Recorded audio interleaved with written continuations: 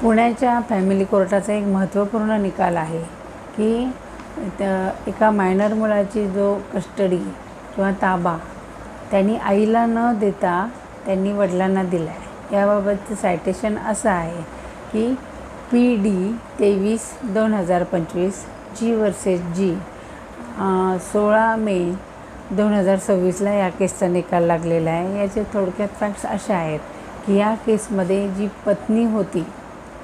पती आणि पत्नी यांच्यात जे वाद होते, परंतु पत्नी जी होती ती त्यांच्या मूल आहे, त्या मुलाला वडिलांच्याबद्दल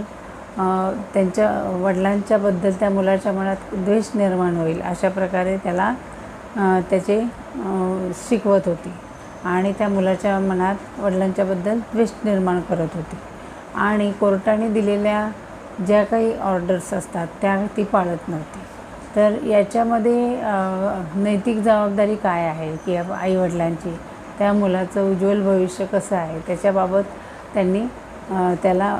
त्या दृष्टीने त्या प्रयत्न करायला पाहिजेत। परंतु याच्यामध्ये जे काही होतं ते पत्नी ही वडिलांच्याबद्दल द्वेष निर्माण करत असल्यामुळे पुण्याचे जे फॅमिली कोर्टाचे जज आहेत गणेश घुले यांनी आईला त्याची कस्टडी न देता वडिलांना दिली आहे, कारण त्याचं भविष्य जे उज्ज्वल भविष्यासाठी प्रयत्न न होता त्याचं भविष्य धोक्यात होईल किंवा सुरक्षित राहणार नाही, या कारणासाठी त्यांनी मायनर मुलाची कस्टडी ही आईला न देता वडिलांना दिलेली आहे।